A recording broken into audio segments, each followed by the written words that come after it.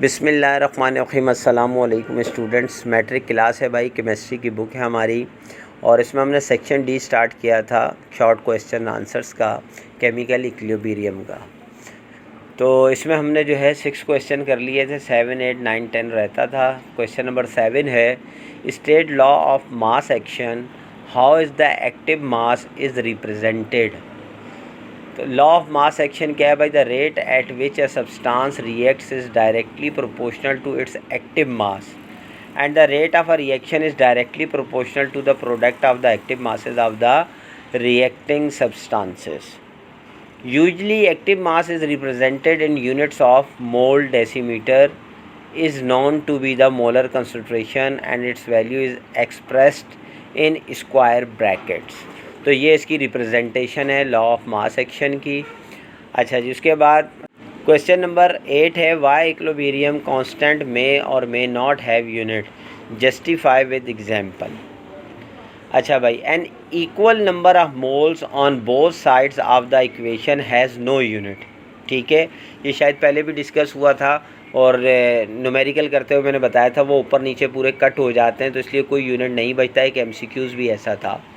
In Kc, because Kc expression uses concentration units that cancel the unit of concentration is mole decimeter. For example, let us consider the following reaction.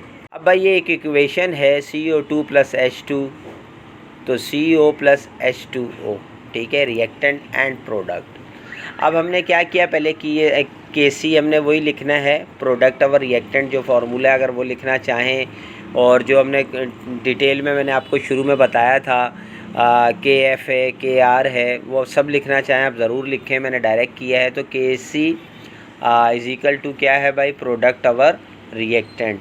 तो अब product में आप देखें CO एक है, वो उसके हमने 1 मोल डेसीमीटर की ब्रैकेट ले ली।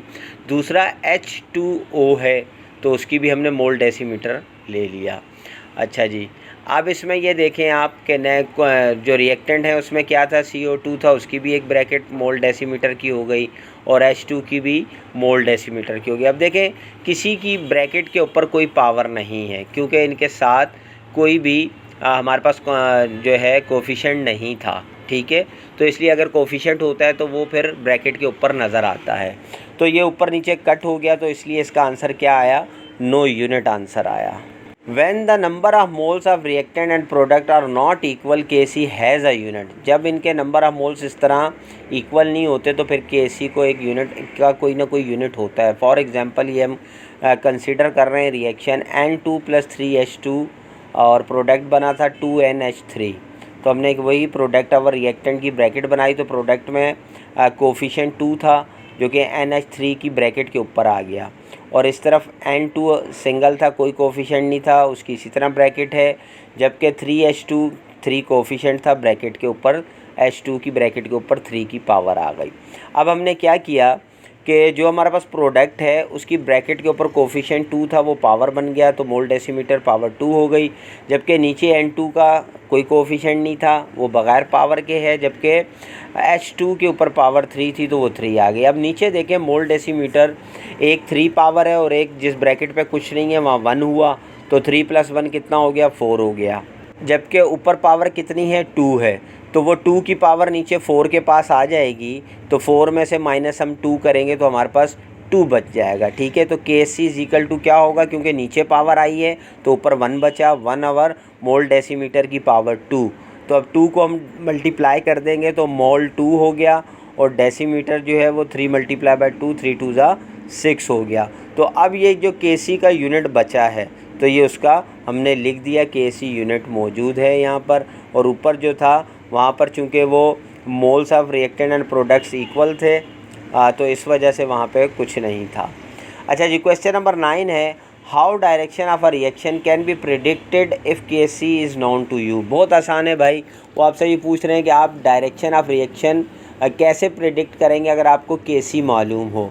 तो भाई ये पहले भी मैं डिस्कस हो चुका है, बहुत इजी है, फिर पढ़ के भी बता रहा हूँ, समझा भी देता हूँ। The reaction quotient QC can help make such prediction because it has the same mathematical structure as Kc। जैसा के सी का मैथमेटिकल स्ट्रक्चर है, इसी तरह क्यू सी का है। Comparing K C and Q C values predict response direction we have 3 categories. 3 categories होती हैं भाई। अगर क्यू सी इक्वल है के सी के तो the actual product and reactant concentration are equal to the equilibrium concentration and the system is a stable. क्योंकि ये बिल्कुल स्टेबल है क्योंकि दोनों वैल्यू इक्वल है। इफ़ के सी लेस देन के सी, क्यू सी लेस देन के सी, then there is increase in product concentration for equilibrium so that forward reaction occur। अब देखें QC जो है वो छोटा है KC से, तो इसमें क्या होगा कि प्रोडक्ट इंक्रीज़ हो जाएगा कंसंट्रेशन में इक्विलिब्रियम के लिए, और इसको हम क्या कहेंगे, फॉरवर्ड रिएक्शन कहेंगे। और इसको क्या चाहिए, एडिशनल प्रोडक्ट्स चाहिए, फॉर्मिंग एडिशनल प्रोडक्ट्स। तीसरे में क्या है कि अगर QC ग्रेटर देन होगा KC से तो there is decrease in product concentration and to achieve equilibrium as the process reverses forming more reactant. तो क्या होगा, अगर QC बड़ा होगा KC से तो प्रोडक्ट डिक्रीज़ हो जाएंगे और हमें कंसंट्रेशन हासिल करने के लिए, इक्विलिब्रियम हासिल करने के लिए जो प्रोसेस रिवर्स होगा और उसमें हमें ज़्यादा रिएक्टेंट्स चाहिए होंगे। ये तीनों यानी 3, एक तो स्टेबल है, उसको तो ज़्यादा याद करने की ज़रूरत नहीं। ये जो 2 पॉइंट्स हैं ये आपके आगे बहुत काम आने वाले हैं, न्यूमेरिकल्स में भी और वैसे भी। तो भाई इनको ज़रूर समझिएगा। क्वेश्चन नंबर 10 भी बिल्कुल इससे मिलता जुलता है। अगर आप ये क्वेश्चन समझ गए तो वो बहुत आसानी से आप क्वेश्चन समझ जाएंगे। क्वेश्चन नंबर 10 में वो कह रहा है right equilibrium constant expression for the following equation. 2 equation दी हुई हैं भाई, ठीक है। मैंने अलग अलग करके दोनों को ही सॉल्व कर दिया है, 3 है सॉरी। तो इनको आपने क्या करना है, जैसे अब आपने इसको जो है एक्सप्रेशन में जो दी हुई हैं आपको, इनको इक्वेशन को एक्सप्रेशन में ज़ाहिर करना है। जैसे N2 + 2O2, तो इसका प्रोडक्ट क्या है, 2NO2।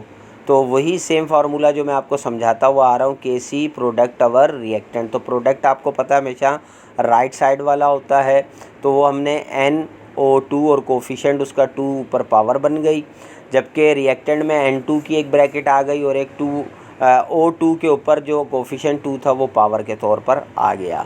सेकंड है N2 + 3H2 और प्रोडक्ट क्या है, 2NH3। वही सेम प्रोडक्ट अवर रिएक्टेंट, NH3 कोफिशेंट पावर बन गया 2, और नीचे रिएक्टेंट में N2 की पावर और दूसरी H2 के ऊपर कोफिशेंट 3 की पावर आ गई, ठीक है। जो कोफिशेंट है वो पावर की शक्ल में आ गया। थर्ड है H2 + Br2, तो प्रोडक्ट क्या बना, 2HBr, ठीक हो गया। तो प्रोडक्ट ऊपर आ गया आवर रिएक्टेंट, तो HBr कोफिशेंट 2 पावर की शक्ल में आ गया। इस तरफ कोई कोफिशेंट नहीं था तो H2 और Br2 ब्रैकेट के अंदर आ गए। बहुत ही इजी है। अगर आप ये कुछ एग्जांपल समझ गए होंगे जो मैंने आपसे KC और QC की आपसे डिस्कस की हैं। और इसी तरह देखें लेस देन 1 KC की अगर पावर जो है ग्रेटर देन 1 है या लेस देन 1 है, ये सब चीज़ें इसी में आपके बुक में मौजूद हैं और बहुत इजी हैं। अगर आप समझ जाएंगे तो आगे जो लॉन्ग क्वेश्चन आने वाले हैं उसमें भी एक हल्का सा न्यूमेरिकल है, वो भी इसी चीज़ से रिलेटेड है। तो आप ये पूरा चैप्टर समझ जाएंगे। बात समझ रहे हैं तो इस पर थोड़ा सा फोकस कीजिएगा। अगर कोई चीज़ समझ में ना आई हो तो कमेंट ज़रूर कीजिएगा। इंशाल्लाह नेक्स्ट वीडियो में मिलते हैं। जब तक के लिए इजाज़त दीजिए। अल्लाह हाफ़िज़।